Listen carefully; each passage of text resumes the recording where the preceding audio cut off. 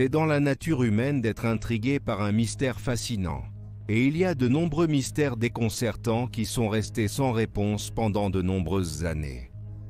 Des disparitions et des morts non résolues, aux lettres et appels téléphoniques effrayants. J'espère que ces mystères terrifiants vous garderont intrigués. Asseyez-vous, détendez-vous et préparez-vous à réfléchir à ces disparitions et mystères troublants qui sont toujours non résolus.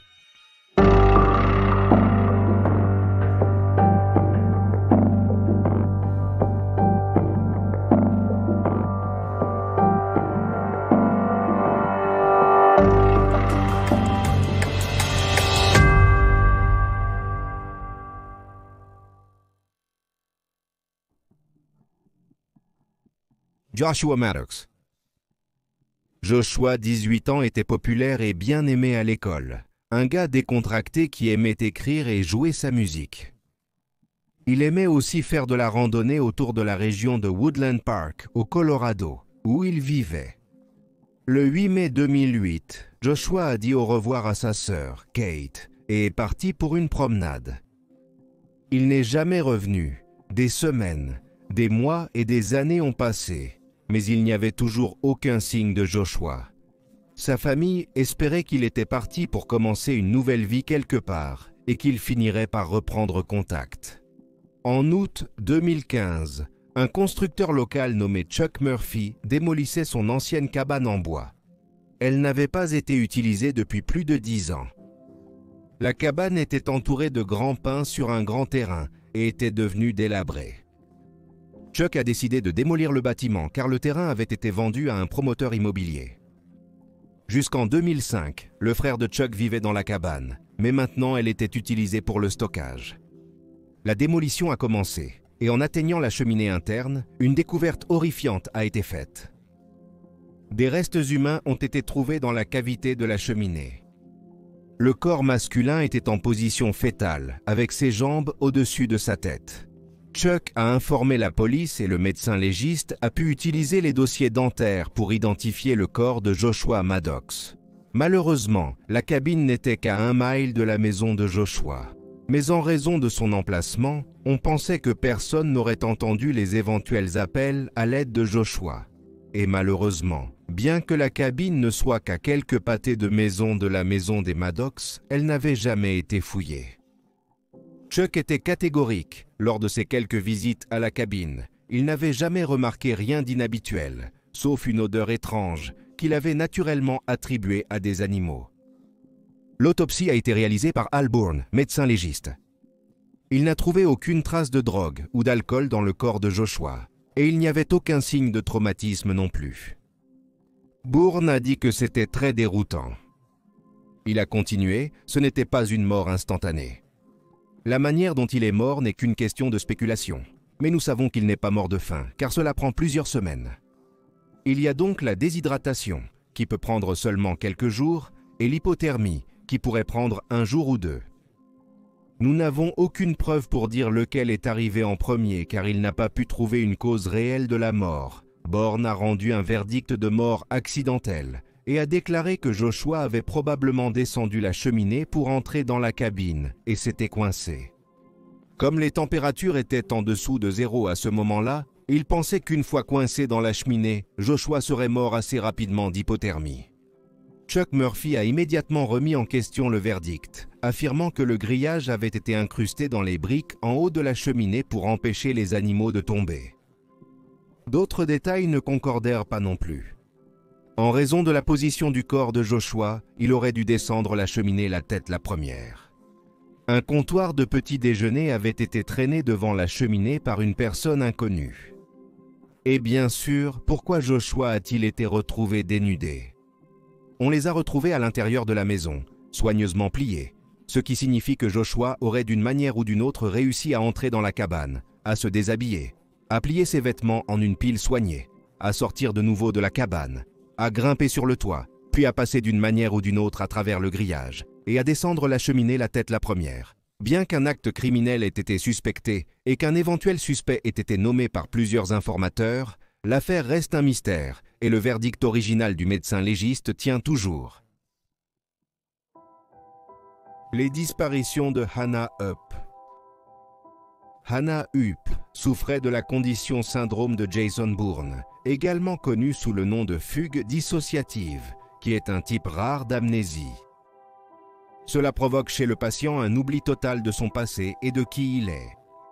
L'amnésie peut durer des semaines, voire beaucoup plus longtemps, et les personnes en état de fugue peuvent croire qu'elles sont quelqu'un d'autre entièrement. Alors elles partent simplement et peuvent parcourir de grandes distances sous cette nouvelle fausse identité. En 2008, Hannah n'est pas arrivée pour son premier jour de travail en tant que professeur de collège à Harlem, New York. La police a été informée de la disparition d'Hannah et les recherches pour la retrouver ont débuté. Bien qu'elle ait été aperçue plusieurs fois sur les caméras de surveillance de la ville, la police n'a pas réussi à la localiser après 20 jours de disparition.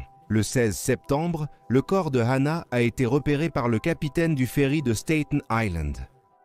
Elle flottait près de la Statue de la Liberté, et bien qu'elle ait été retrouvée face contre terre, heureusement, elle était encore en vie. Elle a été hospitalisée pour déshydratation, hypothermie et grave coup de soleil. Elle a été transportée d'urgence à l'hôpital et, incroyablement, elle s'est complètement rétablie. Hannah était incapable de se souvenir de ce qui s'était passé pendant les 3 semaines où elle avait disparu. Elle a subi une série de tests neurologiques et psychologiques et a été diagnostiquée avec une fugue dissociative.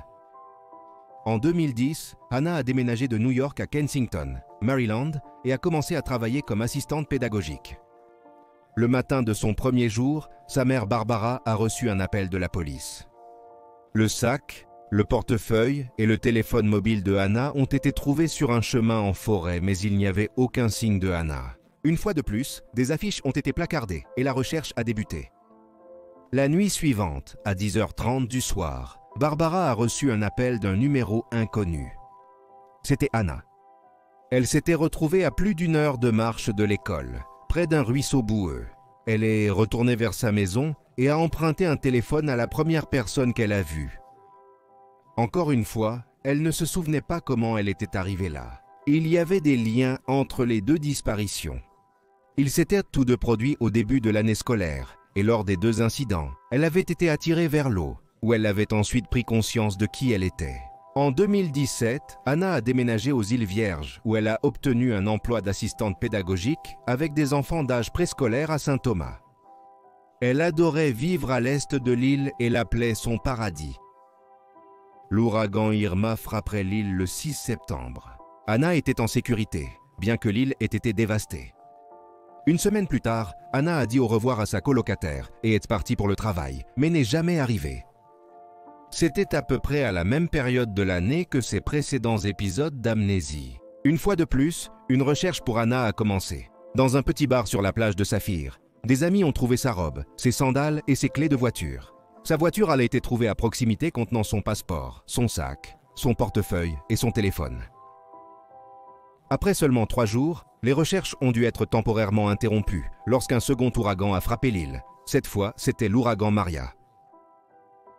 Malgré la poursuite des recherches par ses amis et sa famille, Hannah n'a plus jamais été vue depuis. Les 5 de Yuba County. Ted Weha, Gary Mathias, Jack Madruga, Jack Hewitt et Bill Sterling avaient aussi tout passé la soirée du vendredi 24 février 1978 à un match de basketball de l'Université d'État de Californie. Ils étaient tous de grands fans de basketball et allaient jouer un match ensemble le lendemain au centre de réadaptation qu'ils fréquentaient tous. Les garçons, comme les appelaient leurs familles, avaient entre 24 et 32 ans. Et tous avaient des niveaux différents de troubles psychiatriques ou d'apprentissage. Jack Madruga possédait la Mercury Montego turquoise dans laquelle le groupe voyageait. Le match s'est terminé à 22h et sur le chemin du retour, le groupe s'est arrêté dans un magasin pour acheter des encas. Puis, mystérieusement, au lieu de conduire vers le sud en direction de la maison, la voiture est allée vers l'est et a roulé sur environ 70 miles. Cette nuit-là, Joseph Shawn se dirigeait vers la forêt nationale de Plumas, lorsque sa Volkswagen s'est enlisée dans la neige. Il a tenté de pousser la voiture, mais a eu une douleur soudaine à la poitrine. Se sentant mal, il est remonté dans la voiture, sans savoir qu'il avait subi une crise cardiaque. Joe a laissé le moteur tourner pour avoir chaud et a attendu l'arrivée d'une autre voiture. Il a vu 2 paires de phares dans son rétroviseur. Un ensemble appartenait à une voiture, l'autre à un pick-up. Trop faible pour sortir de la voiture, Joe a regardé les 2 véhicules passer et contourner le prochain virage. Après 30 minutes, Joe a entendu siffler et a rassemblé assez de force pour aller voir. Il est arrivé à une voiture garée sur le côté de la route avec plusieurs figures debout devant. Il pensait qu'ils étaient tous des hommes, sauf une femme qui semblait tenir un bébé. Il a appelé à l'aide, mais le groupe l'a ignoré et a éteint les phares de la voiture.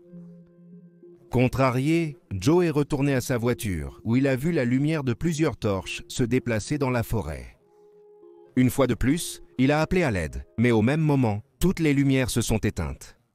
À 4 heures du matin, son moteur est tombé en panne, alors Joe est parti à pied. Il a dépassé la voiture, une Mercury turquoise toujours garée au même endroit, mais maintenant il n'y avait plus aucune trace des personnes qu'il avait vues la nuit précédente. Malgré sa crise cardiaque, Joseph a marché 5 miles jusqu'à un pavillon et a été ramené chez lui par le propriétaire. Les 5 garçons ne sont jamais rentrés chez eux. Et la recherche a débuté. Joe Shantz a lu leur disparition dans les journaux et a rapporté ce qu'il avait vu la nuit du 25 à la police qui pensait qu'il avait peut-être imaginé cela à cause de son désarroi. Bien que la voiture ait été trouvée abandonnée à l'endroit indiqué, une équipe de recherche n'a trouvé aucun signe d'eux, alors que les semaines se transformaient en mois. En juin de cette année-là, un groupe de motards a trouvé une remorque du service des forêts sur un terrain de camping à 19 miles de la voiture Mercury abandonnée. À l'intérieur, ils ont trouvé le corps émacié de Ted Ware. Ses chaussures manquaient, exposant ses pieds gravement gelés. Mais pourquoi Ted n'avait-il mangé aucune des conserves dans la remorque ou utilisé la bouteille de propane pour se chauffer? La pousse de sa barbe montrait qu'il était là depuis 8 à 13 semaines. La police a été prévenue. Et ils ont rapidement trouvé les corps de Sterling, Madruga et Hewitt à un peu plus de 4 miles de là. Le seul signe de Gary Mathias était ses chaussures de tennis laissées dans la remorque.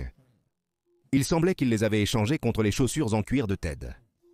Pourquoi les hommes étaient-ils allés dans la forêt au lieu de rentrer chez eux?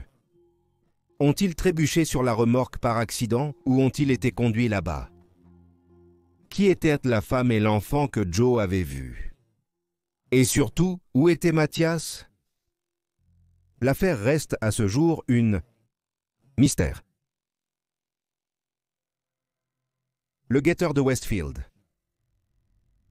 C'était juste après le 40e anniversaire de Derek Brodus, en 2014, que lui et sa femme Maria ont décidé d'acheter le 657 Boulevard, après avoir passé des mois à chercher leur maison idéale. La famille Brodus avait enfin trouvé ce qu'ils pensaient être l'endroit parfait pour élever leurs 3 jeunes enfants. Après être entrés dans une guerre d'enchères, ils ont finalement pu acheter leur nouvelle propriété pour $1 300 000. La maison était située sur une avenue bordée d'arbres appelée Le Boulevard, dans un quartier riche de Westfield, New Jersey. C'était une imposante maison victorienne qui comportait 6 chambres et 3 salles de bain et demie. Les Brodus ont commencé les rénovations immédiatement. Et puis Derek a trouvé une enveloppe qui avait été laissée dans la boîte aux lettres et qui était adressée au nouveau propriétaire. La lettre datait du 4 juin. Elle avait donc été écrite avant que la vente de la maison ne soit rendue publique. Elle disait « Chers nouveaux voisins du 657 boulevard, permettez-moi de vous souhaiter la bienvenue dans le quartier. Comment êtes-vous arrivé ici? 657 vous a-t-il appelé avec sa force intérieure? La maison fait l'objet de l'attention de ma famille depuis des décennies maintenant, et alors qu'elle approche de son 110e anniversaire, on m'a confié la tâche de la surveiller et d'attendre sa seconde venue. Mon grand-père surveillait la maison dans les années 20 et mon père dans les années 60. C'est maintenant mon tour. Connaissez-vous l'histoire de la maison? Savez-vous ce qui se cache dans les murs? Pourquoi êtes-vous ici? Je vais le découvrir. Je vois déjà que vous l'avez inondée d'entrepreneurs pour détruire la maison comme elle était censée être. Vous ne voulez pas rendre le 657 boulevard malheureux. Vous avez des enfants. Je les ai vus. Jusqu'à présent, je pense qu'il y en a 3 que j'ai comptés. Y en a-t-il plus en chemin? Je ai demandé au bois de m'apporter du sang jeune, et il semble qu'ils aient écouté. Votre ancienne maison était-elle trop petite pour la famille grandissante, ou était-ce de la cupidité de m'apporter vos enfants? Une fois que je connaîtrai leur nom, je les appellerai et les attirerai vers moi. Qui suis-je? Il y a des centaines et des centaines de voitures qui passent devant la maison chaque jour. Peut-être que je suis dans l'une d'entre elles. Regardez toutes les fenêtres visibles depuis le 657 boulevard. Peut-être que je suis dans l'une d'entre elles. Regardez par n'importe quelle fenêtre du 657 boulevard toutes les personnes qui se promènent chaque jour. Peut-être que je suis l'un d'entre eux. Le boulevard était autrefois la rue où il fallait vivre.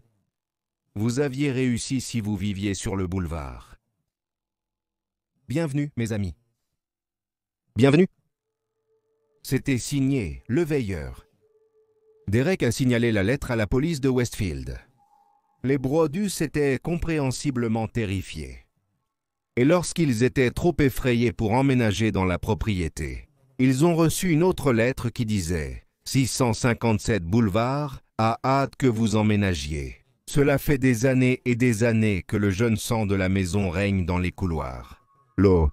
Avez-vous déjà découvert tous les secrets qu'il renferme?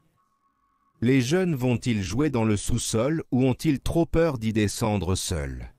Derek et Maria ont engagé un ancien agent du Federal Bureau of Investigation, un détective privé et même un linguiste judiciaire, mais personne n'a pu retrouver l'écrivain mystérieux. Donc, ne voulant pas mettre leurs enfants en danger, 6 mois après avoir acheté la maison de leurs rêves, la famille a remis le 657 boulevard sur le marché immobilier. Cependant, la rumeur s'était répandue et, incapables de vendre la propriété, ils ont dû louer la maison. Après n'avoir reçu aucune lettre pendant 2 ans, une autre est arrivée 2 semaines après l'emménagement des locataires. Elle disait « Vous vous demandez qui est l'observateur. Tournez-vous, idiot !» Il a ensuite énuméré plusieurs façons dont il espérait que la famille souffrirait, comme un accident de voiture, ou peut-être un incendie où des êtres chers meurent soudainement.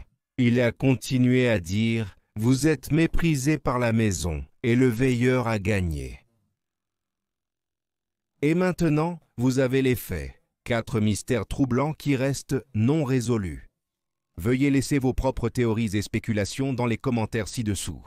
Et aimez et abonnez-vous pour soutenir la chaîne. Merci d'avoir regardé et je vous verrai la prochaine fois.